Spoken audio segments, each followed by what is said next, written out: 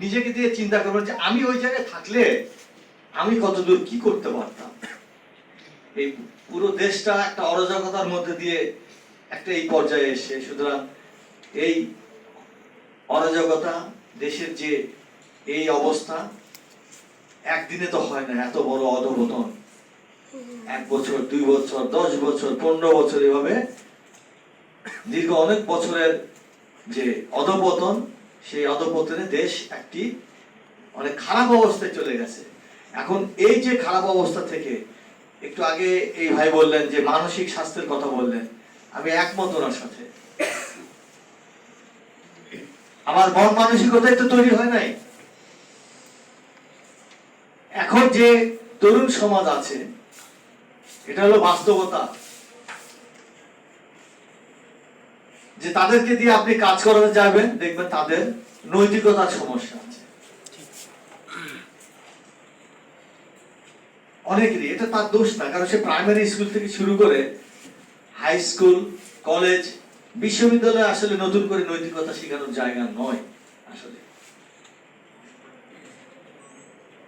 বিশ্ববিদ্যালয়ে আসলে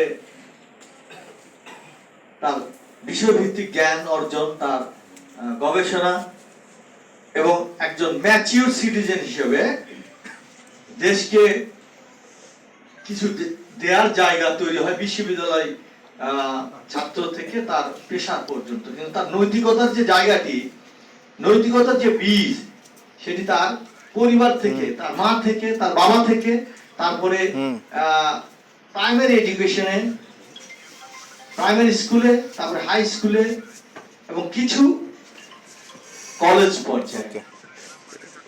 কিন্তু আমরা কি দেখতে পাই, এই সমস্ত শিক্ষা ব্যবস্থাপনায় আমাদের বাচ্চাদের নৈতিকতা শিক্ষার যে অবস্থানটা, সেটা একেবারে দুর্বল।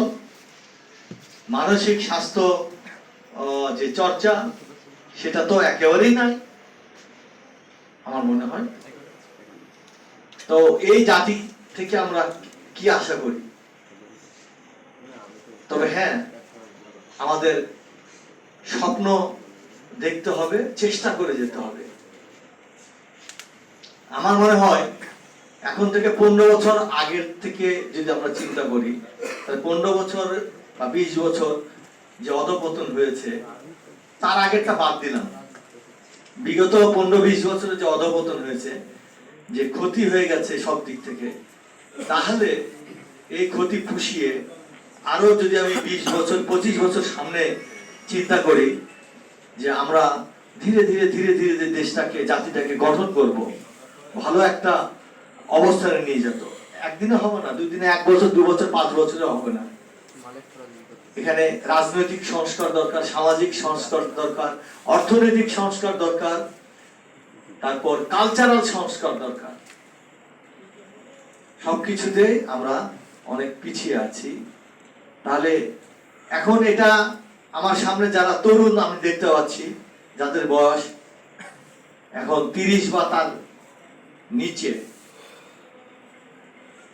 তাদের জন্য 30-এর সাথে যদি আমি 20 বছর যোগ করি বা 25 বছর যোগ করি সামনে, তাহলে তাদের বয়স যখন 50-55 বছর হবে বা 60 বছর হবে আমাদের পর্যায়ে, তখন তারা, আমরা যেমন নিচে তাকালে হতাশা দেখি, এখন তোমাদের সময়, তোমরা যদি এভাবে, আমরা পারি নাই, আমাদের জেনারেশন ব্যর্থ হয়েছে, কারণ যাই হোক না কেন আমাদের জেনারেশনের জাতি ব্যর্থ হয়েছে। এখন তোমাদের জেনারেশন, তোমরা যদি এই 20-25 বছর চেষ্টা করে যাও, তাহলে আমাদের মতো 55-60 বছরের এসে তোমরা হয়তো দেখতে পাবে না, বাংলাদেশ ওই রকমের একটা অবস্থানে চলে গেছে, বিশ্বের উন্নত দেশগুলোর একটা সমকক্ষ অবস্থানে চলে গেছে। সেখানে আমাদের নৈতিক সংস্কার হয়েছে, আমাদের সামাজিক সংস্কার হয়েছে, আমাদের অর্থনৈতিক সংস্কার হয়েছে, আমাদের রাষ্ট্রীয় পরিচালনার যে কাঠামো, সেই কাঠামোতে সংস্কার হয়েছে। আমরা এদেশে দুর্নীতি তোমরা দেখতে পাবে না। আমরা সেই স্বপ্ন দেখি এখন।